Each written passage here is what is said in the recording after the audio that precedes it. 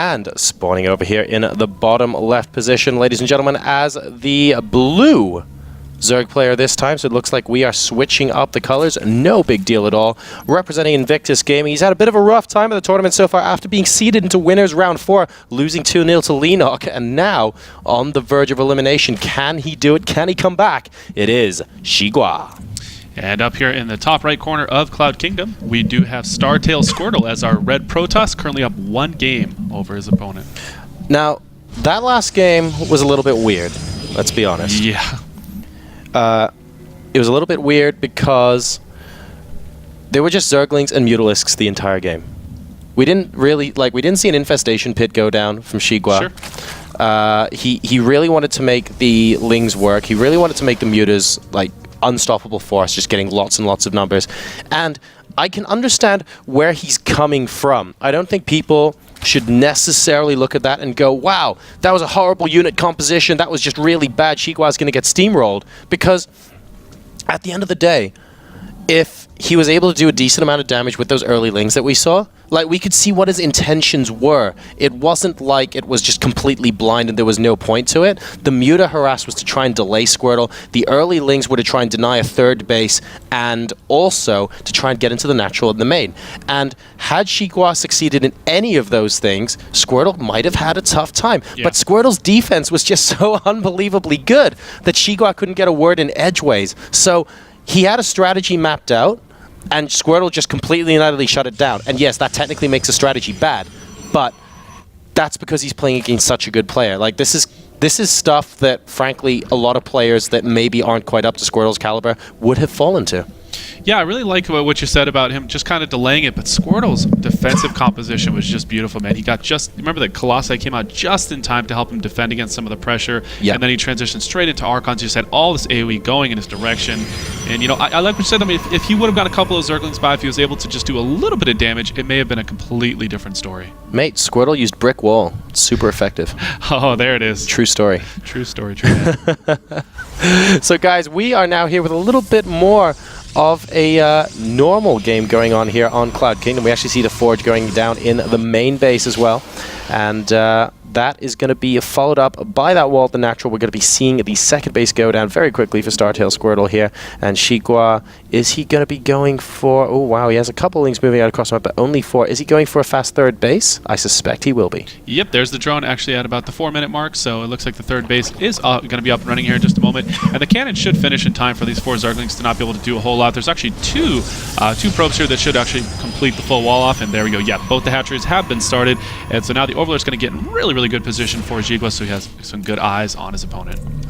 So we're going to have a little bit of downtime here, guys, as we go into a very normal PvZ. Now, for those of you who might be watching competitive StarCraft for the first time here, or checking out IPL, maybe you're here primarily for League of Legends or Shoot Mania, and you just want to be checking out what the StarCraft stream has to offer. This is a pretty typical PvZ opening. You see Zerg players, of course, are potentially able to get a lot of aggression done early game, but when they see that a Forge and a Nexus has gone down for our Protoss, and that a cannon's going up as well, the Protoss has used a lot of resources in static defense early on in the game, and that means that he can't get too many units out very quickly. So Zergs tend to use that opportunity to grab that third base, and even if he does need to defend, the additional larvae spawned from the third hatchery are going to come in very useful because he can make units out of that as well. So this is why this is a quote-unquote very typical Protoss versus Zerg opening. Yeah, that's an excellent point. And Squirtle just actually getting perfect vision of the third base, which is just beautiful. I mean, he actually was able to run the probe over there completely, and behind this, actually dropping a robotics facility.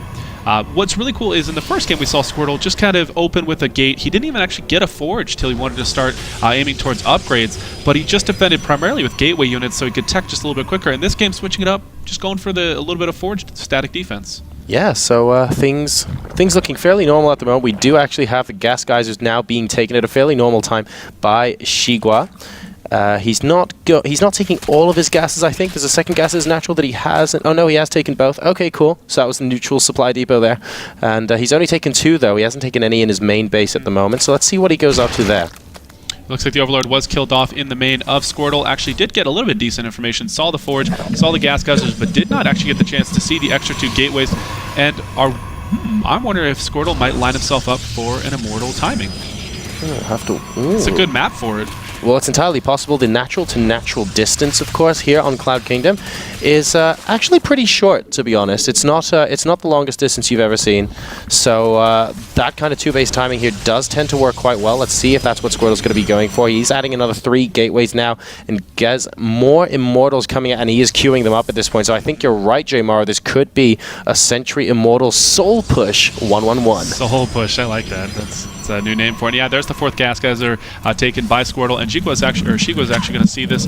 I was going to see it complete around the same time, and I'm sure he's familiar with this build by now. I mean, it's so prominent, and so it looks like right now we do have a layer coming out from XiGua. He does have his Roach Warren and Evolution Chamber down. Nothing's being researched by the Evolution Chamber. You know, it's of course nice to have just in case of Warp Prison play, possibly picking off Stargate play as well. He's a little bit gas starved at the moment, actually. I mean, we typically see that sort of timing, sort of Zergs go straight up to 4 gas. Sure. But well, I guess a lot of the time, I shouldn't say always, but he's having a little bit of difficulty. He had to wait till he researched Glial Reconstitution, and he had to wait to start his +1 as well, did XiGua. So arguably, there's a case for saying he should have taken his 4th gas a little bit early. He is getting all of them down and underway now, and he has a good map presence. So if Squirtle decides to push out soon with this Sentry Immortal, which it looks like he's about to do, we need to start seeing a little bit of force field baiting coming out from these Lings and Roaches. XiGua now around the 3rd base of Squirtle. Can he wrap himself around?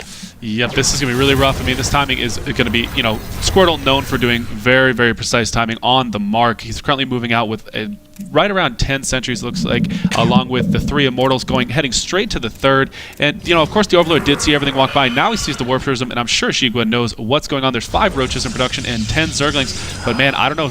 Roach speed is not even close to being done. He's still got 40 seconds How left. much energy's on those sentries, though? 0 force fields were baited out of them, so they just have a good amount of energy, and that's really the problem here. Look, immediately abandoning the 3rd base, and if Squirtle's smarter, he will not stop to kill the 3rd hatch. Great stuff there. Squirtle going straight for the natural expansion.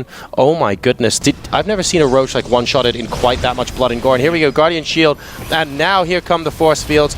Admittedly not the best. He might have been able to try 1 or 2 more units, but it's going to be good enough to try and stop those Spine Crawlers from doing any additional damage. Great stuff there coming out from Squirtle. More Spine Crawlers keeping the rest of the army out. The sentries, though, are taking a pounding from the Spines, but they are the only thing that's separating Squirtle from the soft, fleshy underbelly of this Zerg natural expansion. I feel like the Spine Crawlers are actually working against him a little bit with the Force Seals in combination, preventing the Roaches from being able to move at all. And here comes everything together, but they're actually going to move right into a choke point, and Squirrel's just going to block everything off, hopefully. But actually, no, the drones do move in. They're going to get a full surround here. Now the Roaches are target firing, but look at that Immortal Micro with the shuttle down to 10 HP. One of the Immortals looks like it's dead, but it's actually up in the shuttle once again. And XiGua looks like he may actually hold. The War Prism gets targeted down by the Queens. Oh my god, Overlord's flying in, and XiGua holds Squirtle down to 33 supply. XiGua! Boom! You know what we didn't notice? Those Zerglings entered the natural of Squirtle and took out his natural. That was so good coming out of XiGua. I saw that on the mini-map, like towards